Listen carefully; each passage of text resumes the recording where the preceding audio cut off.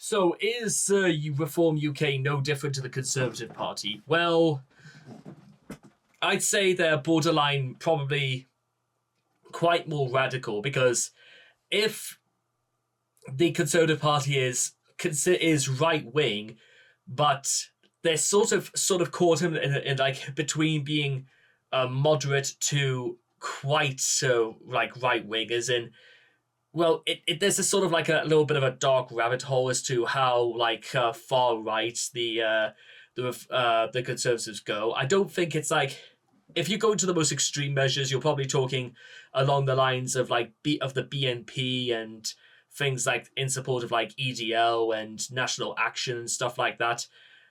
Reform UK is sort of, I would say, maybe somewhere between, possibly maybe like the BNP and the majority of Conservative MPs. But considering how I've read their policies, I think their manifesto stinks of something a little bit more sinister, because outside of the fact that they want to sort of almost Americanize a lot of our national health, privatize doctors. They talk a lot about small government spending, which means that how they can actually afford to enforce all the things they want to bring in. I mean, it mentions nothing about nationalizing, water, which means, well, something that the French do. Because bear in mind, at this moment in time, ladies and gentlemen, the French, compared to the English, have a higher pension, have a lower statutory age for retirement when it comes to acquiring a pension, and their standard of living is in many ways significantly better than the English as well. So whether you want to say the Reform Party can bring all this in without nationalizing a lot of industries, well, good luck trying to work that out with me, ladies and gentlemen, because I will literally do a second version of me going over the Reform Party's policies with a significant degree of detail, so that we can put this to bed once and for all. But as usual, we're going to go through the route of Maximilien Robespierre, and someone incidentally who was also French, just to see what his opinions were. And yes, I know this isn't actually the Maximilien Robespierre. Okay, so we got that out of the way. Let's go. Hi guys, one of the reasons Reform UK are taking votes away from the Tories is that they're using the same language as the Conservatives. The difference with Reform is that they don't have 14 years of baggage to carry around with them. There's a reason why the extreme right like Suella Braverman and Robert Jenrick are respected in Richard Tice's outfit. It's because they sing from the same hymn sheet. Here's Ben Habib ironically complaining about immigration and repeating the same old tropes about why so many foreign workers were and employed in British industry. The labour market is broken actually because we've had unbridled, cheap, unskilled labour coming to the UK, undercutting British workers. Quick question. First thing I want to say is that if they're talking about cheap labour, well, why don't let's take for example, if you were going to employ somebody who is not from the UK in, let's say, a restaurant, and if you were going to say they were cheap labour, well, why don't you train a waitress, or why don't you train a chef, or why don't you train a cook? Now, you may be saying that, of course, those people would have to go through things like culinary school, which is technically you're in the right about that, but nevertheless, you're still trying to say it should be somebody else's fault. But then what about in the cases of, waitressing staff and stuff like that? Where are they meant to go to learn how to do what they've got to do? Why not just train them? It's, you know what I mean? Making it very difficult for wages to rise, making it more appealing, and that coupled, by the way, with a very high taxation rate for the working and middle class, that's made it more appealing for people effectively to stay at home. We've got 1 million job vacancies, but we've got 6 million people on universal credit to a greater or lesser extent. There's no shortage of workers in the UK. What we've got is a broken labour market. Okay, so first of all, let's start off with universal credit. About 40% of people on universal credit are working. So what are you going to do with those people, Ben? Are you going to force them to take on a second job or a third job or a fourth job? It's absolutely ridiculous. But also, the rest of the people on universal credit, the vast majority of them, obviously are carers, or they can't work. So they can't work because they're disabled, or they have some other problems. And then, of course, there's the fact that, let's consider the fact that if you want to talk more about statistics, is that even if, let's say, 20 people were all applying for one job and only one person gets it, that still means that's at least 19 people who are unemployed. Or I'll take you through a small little story that happened to me during Christmas. Is that I was actually trying to apply for a second job through the Royal Mail as a delivery driver, and there was at least on 2 different occasions there were 5 jobs going for delivery drivers relatively close, like, to where I lived, roughly between where I live and roughly 5 miles away, was like in that area. And from what I understood, to the people that applied, and there's no way I could get a hold of figures of how many people applied, and apparently there was some news that came out that nobody actually got the jobs at all. So yeah, I know that sounds a little bit strange, and there's something not quite right with that. Well, let's think. Well, this is something I because again, there was a delivery job in my own town that was going, and it was advertised 3 times in the span of 6 months, and again, goodness knows how many people were applying for it, and it got snatched up, and then we see that again it was advertised sometime later, and ladies and gentlemen, when the same job gets brought up and advertised 3 different times in half a year, trust me that there's something not quite right going on.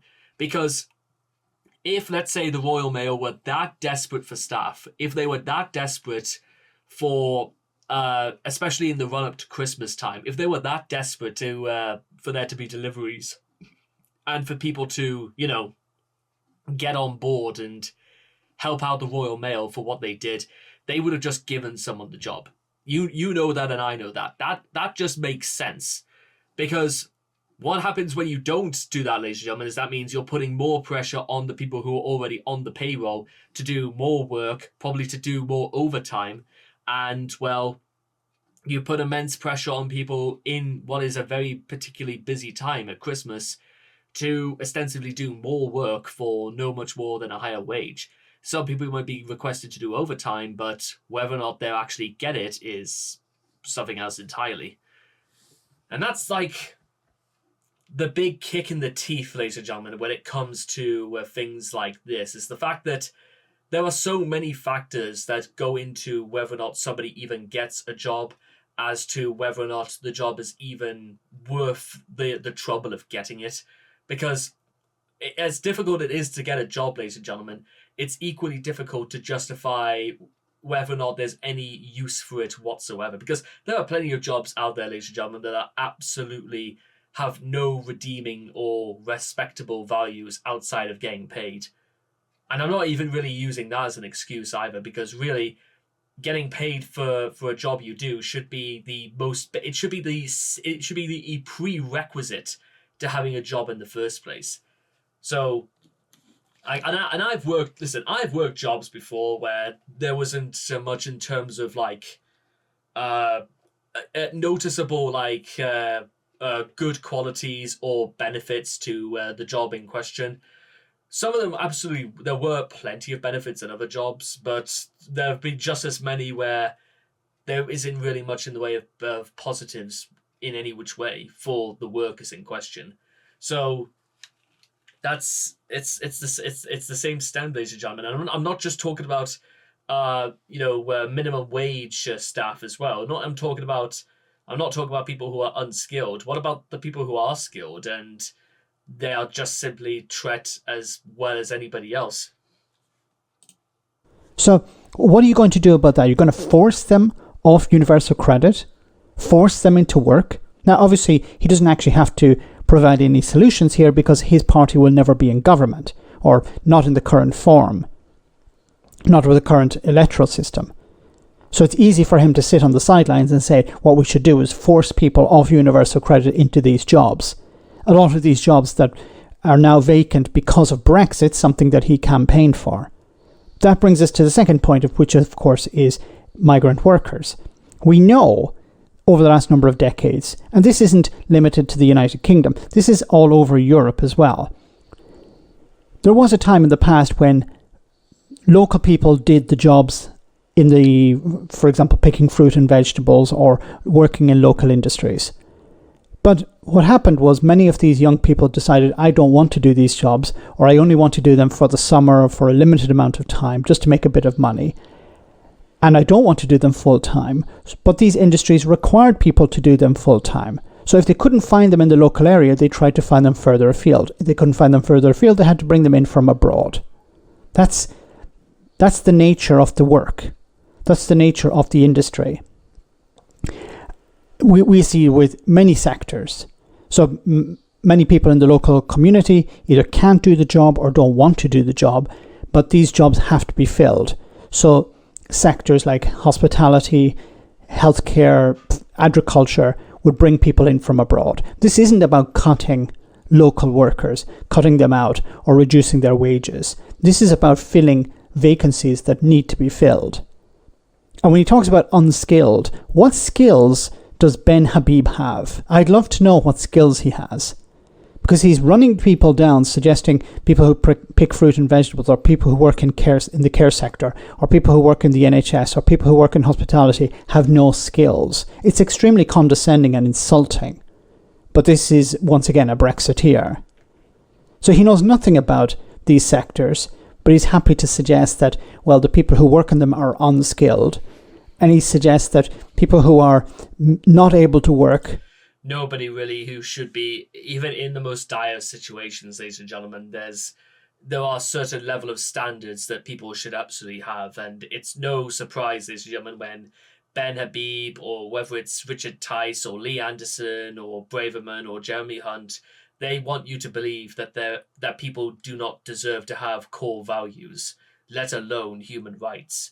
Because, ladies and gentlemen, if people genuinely believed that there was no such thing as a core value in the things that they did, that's the sort of situation where it suggests that if you think that you are being mistreated, or you feel as though, there's something inside you that makes you feel as if, there's something not quite right going on, then you're fundamentally in the wrong because you are.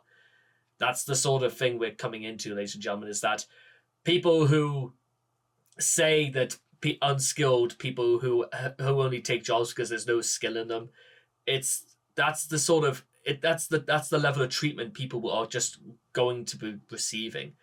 And he thinks that this is somehow going to win votes. It's even without 40 years of disgrace that the Conservative parties have, is that why would you want to vote for a party that openly condescends or openly dislikes the people who vote for them? That's the big thing, ladies and gentlemen, is that I like to imagine that if I was an MP, I would have a great deal of modicum and respect and love and dignity for the people that voted for me, because I can count on their vote.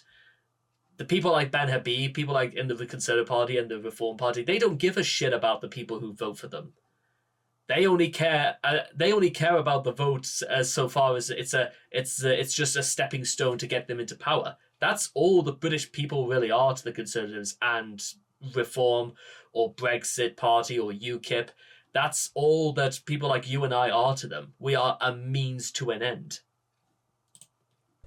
Who are disabled, people who are carers, should give up that and be forced by some sort of metaphorical stick into these jobs. I've asked this question before.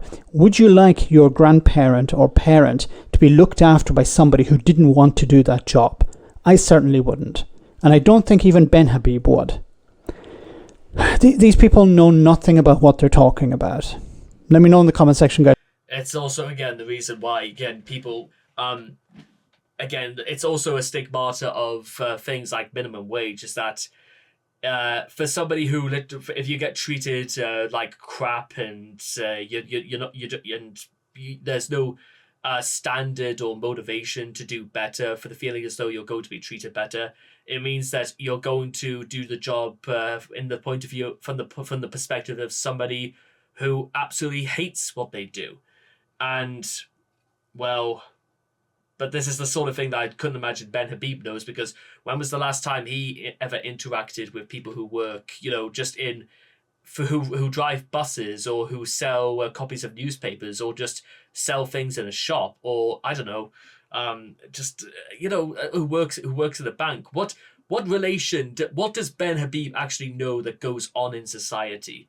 Have they ever left the office before? Have they actually ever left their desks before? Have they actually ever interacted with the outside world?